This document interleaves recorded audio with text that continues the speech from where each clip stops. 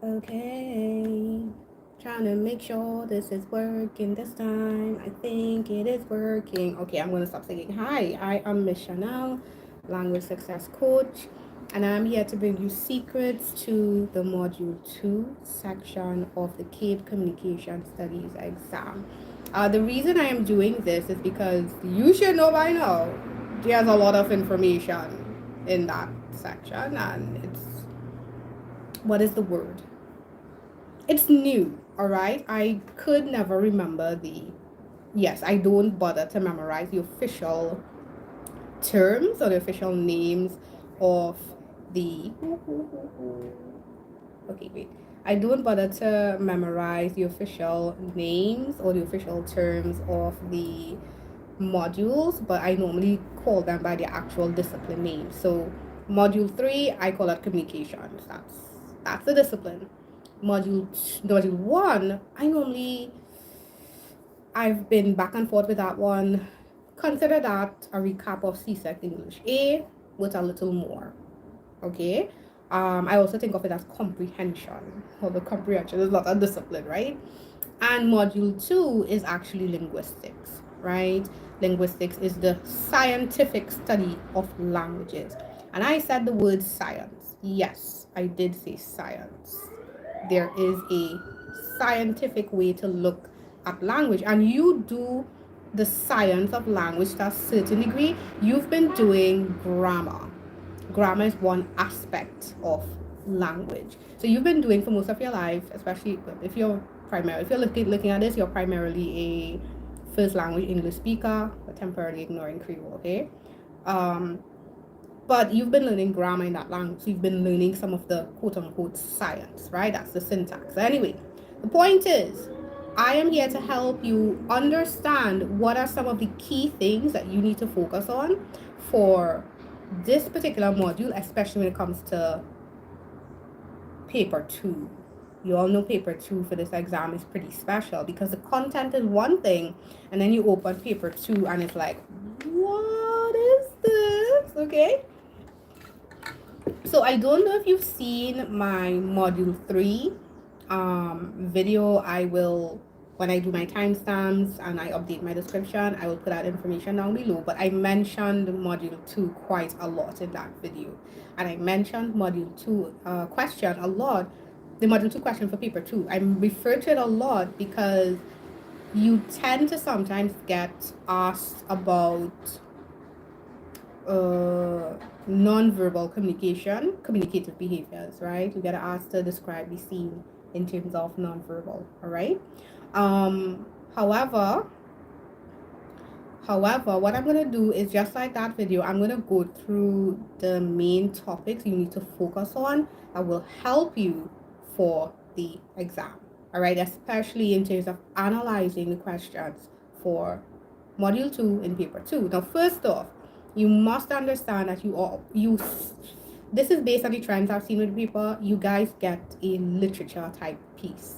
I'm saying literature type because they're all texts from Caribbean authors from across the Caribbean. So it's not like you're going to only get Jamaican Creole or Trinidadian Creole or Bajan Creole, Barbadian Creole, or Grenadian or Guyanese. You're going to get English Creole, so you don't have to specify what country it's from, right? I sometimes do that with my learners, especially when I had a large group of learners I was doing work with during pandemic, because it's nicer and it's more relatable to hear Creole being spoken by the person from that region, because we do have differences. All right, we do have differences. Um, but what you have to understand is that you get a literature type piece, right? I'm giving you some extra tips up front here. You tend to get a literature type piece.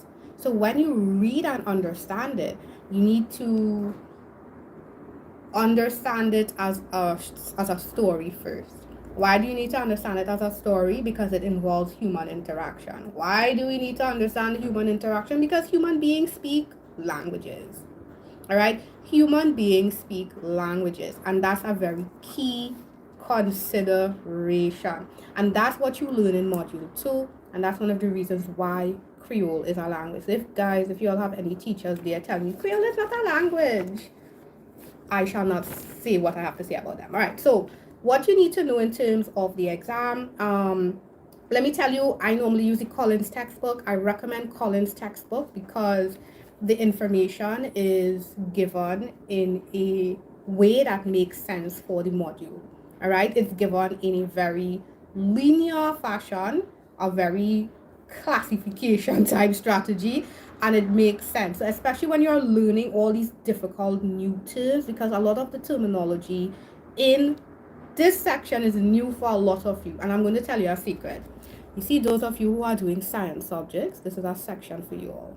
I know I said not the lit, no, the lit students, you all might have a little challenge with learning the content in module 2, but the content in module 2 is very technical. So science students, you might, or very logical, practically minded students, you might actually have an easier time assimilating the information. So all of you lit and humanities students, those who do a lot of reading, you might have to work a little harder, right? I'm saying this based on my experience with this topic of linguistics. I was taught by someone whose first degree was in maths. Linguistics people are very different. We are very logical, very scientifically minded because it's a scientific subject, right? Those of you who are into literature and into languages, maybe you might struggle with the content, but you might understand the context and the situation, especially when it comes to analyzing the questions in the module 2 paper. So you guys have a hand-in-hand approach, right? So I'm just giving you that information so that you can, how should I say, so that you can know what you're going to be, what your weaknesses are, and what you need to pick up on, or what you should have an advantage with. All right, but now I'm going into the actual topic. So the first thing you need to understand to help you with this section is the basics of what a language is. If you do not understand any, and when I say that, not just what a language is, but all the technical terms associated with. If it is that you are doing this exam and you still think standard language means correct language, you are having a problem. Major problem. If you think standard language means correct language, that is not the scientific or the actual definition of standard language. A standard language is a language which is considered official by a government. Got nothing to do if it's grammatically correct, by the way, right? So if you don't know your terms, vernacular, Creole, dialect, code switch, code mix, standard, registers, you will have some issues. Again, if you can get your hands on the Collins, I recommend looking at the definitions there. They are very straight to the point, and looking at their functions and characteristics of languages, because they also help build the technical view of language. Instead of, she not speaking correctly, boy, you don't have a layman's view, you have a scientific view. So that's why I recommend that you get that section down. I actually normally start with this section because it's very basic. It's actually first section in the Collins textbook, for you to understand what it means, right? Another way I like to start is for you to understand the differences, or the plethora of languages that are spoken in the Caribbean, whether if it's English speaking, French speaking, Spanish speaking Caribbean, as well as how many languages came in to influence our region. Just from the West African languages, there are a ton, right? Then as each colonizing country came in, that added more linguistic features. Then when we had all the immigrants come in, there are more and more linguistic features. And that's the reason why different territories have variations in our English Creoles. Now, I just mentioned, I hope this is not too confusing. All right, let me just say that, because I have to mention all the technical work you need to understand so that you have knowledge, so that you can take that knowledge and apply it to the question. You guys are at Cape, pre-university. I don't even say Cape, I say pre-university. You have to use application of knowledge, not just knowledge, application of knowledge, okay? So although I mentioned looking at languages from the different territories, in this exam, you are only focusing on the dialects of Caribbean Standard English, aka the one that's quote unquote proper and would have been the result of our uh, British colonization, right? So you're going from Caribbean Standard English versus English Creole, right? Like I said, you don't have to specify the region the English Creole came from because you're looking at English Creoles generally. Again, if you get the Collins textbook, I love Collins. I swear by it. I'm not even this is why I say I'm not sponsored. I love that textbook because it's laid out so practically, especially when you have to do research and study. It's really practical. All right. So you learn the technical things. That's the first thing. The second thing you do is understand the territories and you understand the history of how we have so many different languages in this region. And we have languages in this region that they're not indigenous to this region. French, Spanish, none of the West African languages. We have Chinese immigrants, we have East Indian immigrants, we have Syrian. Did these Syrians bring any languages? Never thought about that. But we have all these languages, all these quote unquote displaced peoples, and none of these are indigenous to the area, right? So you want to understand the background of this history. Why? Because language affects culture. And in this question, you have to understand how language affects culture and society because you are going to judge social interactions. Why are you judging social interactions? Because human beings speak languages and human beings are social creatures. So if you go through all the module 2 questions, they are always a social interaction. Some way, somehow.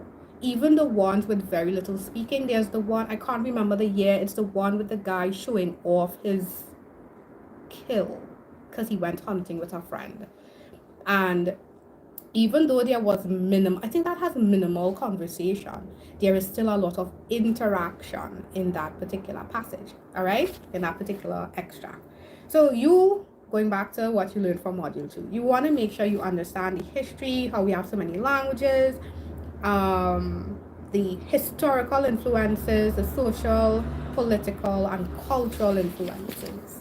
All right, so for example, the lexicon of Trinidad and Tobago and Guyana in particular would have a lot of East Indian words in our lexicon, or Creole lexicon. Why do we have East Indian words? Because we have the highest population of East Indian immigrants in Guyana and Trinidad and Tobago. It doesn't mean that there aren't any descendants of East Indians in the other countries. No, it's just that because we have the highest, we even have holidays, these celebrations is a major part of our culture.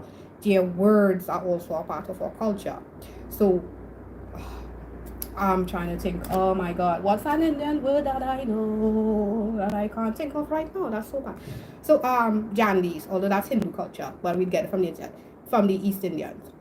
I know what a Jandi is. I don't know if anybody else in the Caribbean who doesn't live outside of Trinidad and Tobago and Guyana would know. I don't even know if they call it Jandis in Guyana, if they would know what a Jandi is, right? But I know about it because of the history of the people who came and the cultural elements that are part of it, right? So you have to understand that basis in general, right? What you need to understand even more is the socio-political impacts, right? And that's going to get me to attitude to language. Attitude to language is really, really important, and especially for this question. Again, the questions are, I'm trying to find commonalities in the questions, but there are certain things that may come, and something that sometimes comes is you need to definitely understand why someone would speak a particular way or why someone would react to a particular type of language. And that's behaviors and attitudes to language. Why would someone choose a language? If we have there's a context of, I can't remember the exam, yeah, I'm so sorry. With I forgot the characters' names as well, but we have the mother who speaks Creole, and we have the son who can understand her, but he married up in society, and he's a bit embarrassed. So he's kind of like trying to be respectful, but trying to correct her because she's speaking Creole, and she's like, so what happened?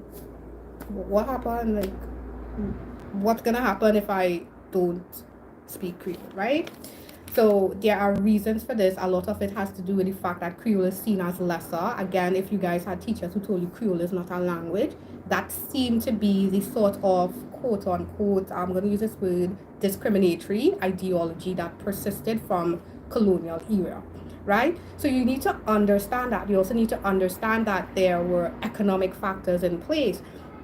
Persons who had access to a better economic life had access to better education, better access to formal schooling. What language is used in formal schooling? Standard. Because that's the language of government and society. So what you'd find is poorer people would end up speaking Creole. We don't have that dynamic now so much, right? But I would say at a certain point in time, it was more stratified, where if you hear Creole, you know that person has no money, right? And I'm only mentioning this because you tend to get passages like this so far, right? So far, that's what I've been seeing in this exam, right? So you need to understand how language operates in society, how you can threaten someone with language, how you can alienate someone with language. He has a very good passage. It's an older. I gave one of my learners this question just the other day, where she's like a university student and she's showing off. Well, I can't say she's showing off, but she seems a bit haughty. So she is babysitting a primary school age girl, and she's shocked that the girl is speaking so well and she's so well educated and she wants to be an astronaut. And then when the mother comes, right? When the mother arrives, the university student thinks, oh, she can't speak standard, so she speaks to the mother in Creole. I think that one was said in Jamaica, so obviously Jamaicans, you call it patois, all right? So she speaks in patois, and the mother got offended immediately.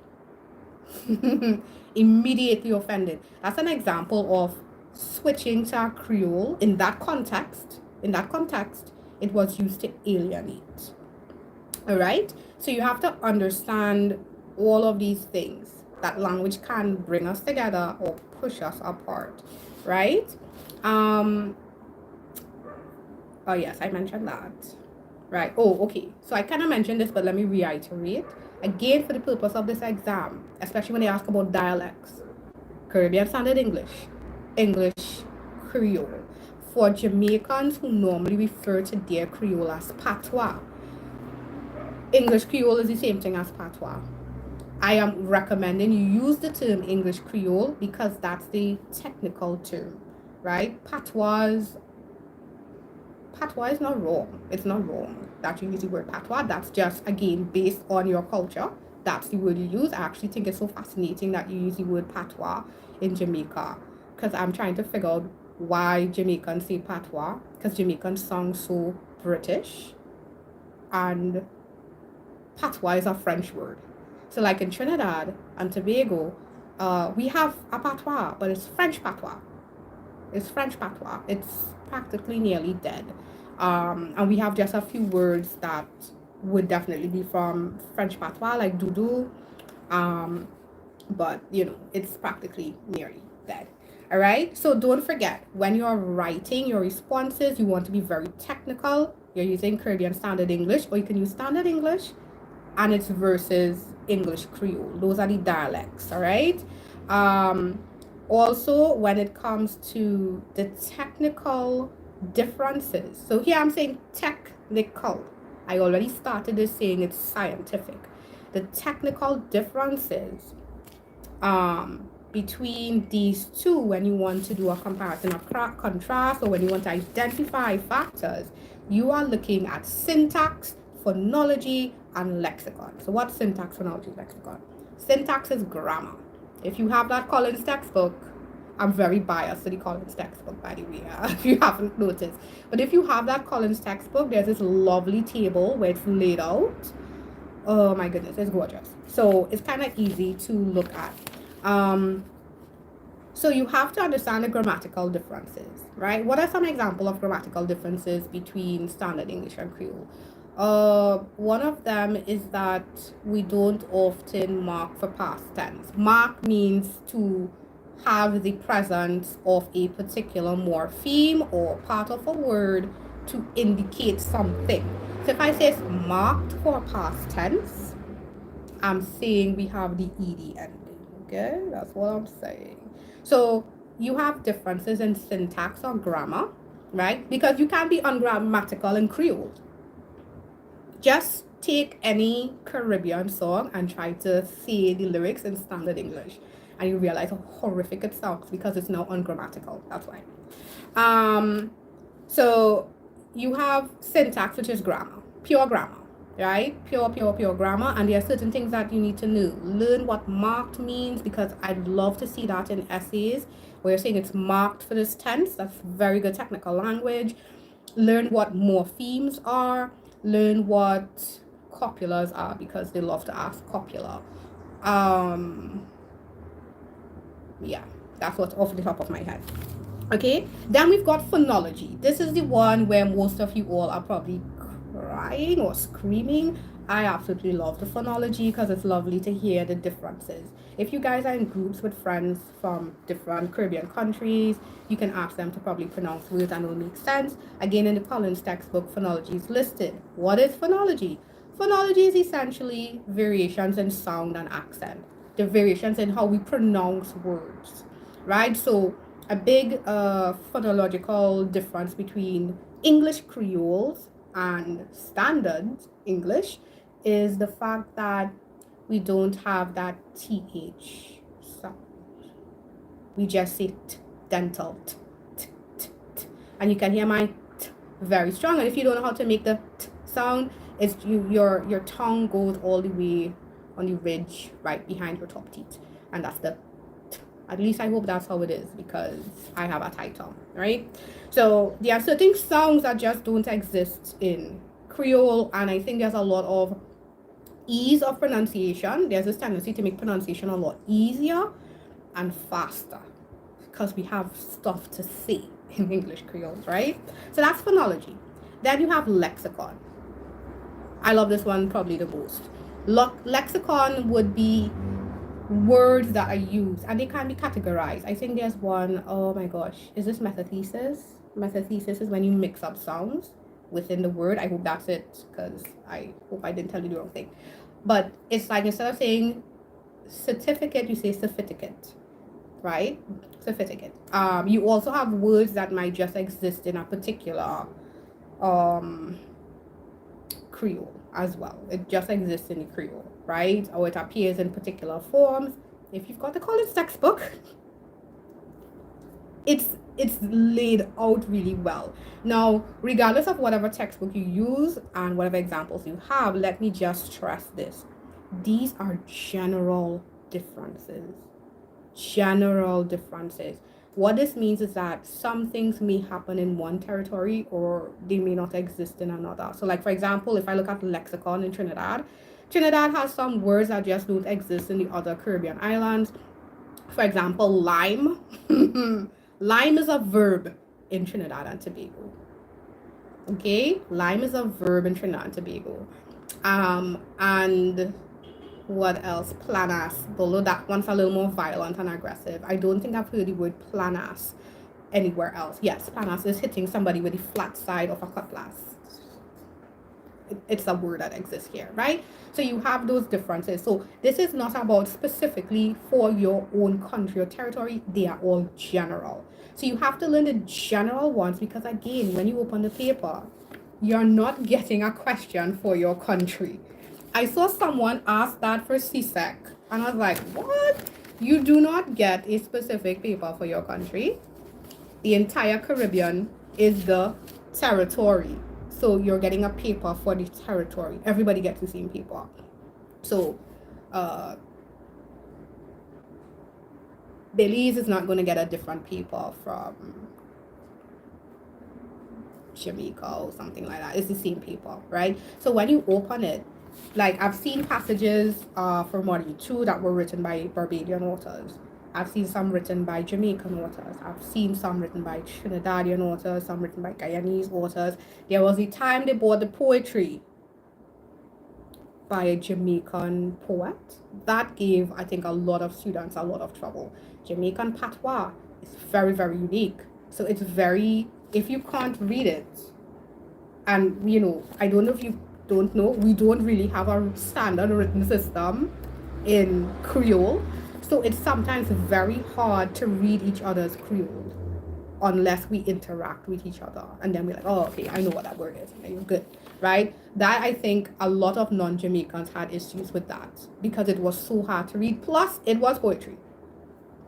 So I think they've stopped bringing poetry. Listen, guys, none of us want poetry. Poetry is a lot harder to decipher, okay? I'm just telling you. There's also one by Trinidadian Paul Skeen Douglas that was a lot to unpack as well, okay? So I want you guys to make sure I'm hoping they continue their trend of bringing articles, extracts from stories that are easy to understand. Now, while there's a lot of this technical stuff you have to learn in the background, please don't forget that when you first look at your question, you need to remember that this is still a social communicative situation. As I said, it's going to benefit you to listen to me talk about Module 3 because it does help you, because you're still going to do Module 3 in the exam anyway, right? So you need some of your Module 3 brain for Module 2. And you'll be like, why? Why do I need Module 3 for Module 2? Because, and this is me, I'm going to explain to you, this is not anywhere written by CXC. I'm saying this to you so you can hopefully understand it, right? Language is a subset of communication. Language does not rule communication.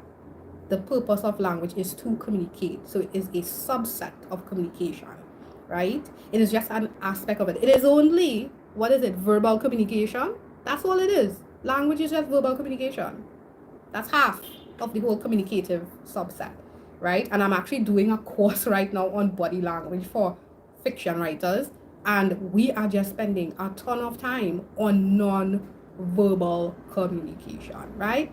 So yes, you do have to have an understanding of Module 3 to help you a little bit with Module 2, just to make sure you can decipher the context. But what you still need to keep at the back of your brain is that this is in the Caribbean, and part of the Caribbean linguistic concept or process or background or history is that we had forced migration, right? We had forced migration and forced language mashups. Let's put it like that. Forced language mashups, right? And that's it. Now, what my last point, you would have heard me use, I said technical, I said scientific. You need to ensure that your response hits that technical scientific mark, even more than Module 3. I'm not saying Module 3 is not scientific. I'm saying that the technical impression or the positive impression you want to give in Module 2 would rely more on you using certain terms. So using the exact terminology, if you know what metathesis is, you use that. That's why I'm saying learn what copula is in case you see it. I said linguistic history, using that term linguistic. The word linguistic is the adjective for language. So if you use that word, it's going to improve your language mark, right? Because your essays are not going to be marked on content only. I think it's 10 content, 7 organization, and 8 language. So you still need to have impressive language. If you use these exact terms, it suggests that you know what you're talking about, right? You know what you're talking about, and since you know what you're talking about, then you can, you're assessing and applying your work accurately. All right, great. So if you have any more questions about this, I mean, this is obviously a lot of work, right? But you have enough time to focus, and you have enough time to improve for this subject, right? Now, this is a general guide for all of you guys here. This is my freemium content. If you want me to mark your papers directly for the exam, whether it's module 321 entire paper, message me. I'll put my contact information or for IG and Facebook, and I'll let you know what the cost is if you want to do something like that, so that way you can get information. You can have a better idea of what you need to do or not do. I have some students right now. I have a student, I'll tell you her story. She has a very interesting story. This is why you need to make sure you get good advice. She wrote last year and she failed. But when I saw her work, I'm like, there's no way she should have failed last year. However, she was given bad advice in terms of prepping for the exam. So the marks she was getting when we first started were not so nice, okay? Not so nice. Not the kind of marks somebody wants to get when they want to pass with like ones or twos. It wasn't nice. So she was probably like 15-ish, maybe lower, right? But let's say that range. I marked her last time and she was up to like 2022. Yeah, she's up to 2022 because her language is very good, her organization is very good, right? And that helps her out a lot. So if it is you think you're worried about your paper, you need to figure out what are you having problems with. Go back, check your papers, check your marks, right? Because there's a lot you can do on your own. You don't always need to get somebody to help you all the time. If you can't do it on your own, you can't do it on your own. That's why this information is out there. There are students who can't do it on your own, or you're in a situation where you have to do it on your own. I want to make sure you get help. But what you want to do is go back to your papers and see if your teacher put down content, organization, so O for organization, and expression. It's called expression for key. I don't know why, but they call it expression. And see what your individual marks are. And that's going to clue you in to where you need to work on. I had a student, I just gave her advice. She wasn't even my full student, she's my neighbor. And she said, Miss, I'm getting like 17s. How do I improve for Cape Cod? I was like, okay, are you doing intro, body, and conclusion? She's like, I no. I'm like, please do intro, body, conclusion. Think CSEC, argumentative, intro, body, conclusion. She did that and she went up to her early 20s just with that. So double check and see where your problem is. Your problem might not always be content for this exam. Your problem might be how you organize your essays, or your problem might be your language. Do you have bad grammar that you need to double check? Do you put your full stops in the wrong place? I've got a few students who keep doing that. A few learners. Do you use words that are vague and don't really convey meaning? Are you ignoring paragraphing? Like, what are you doing?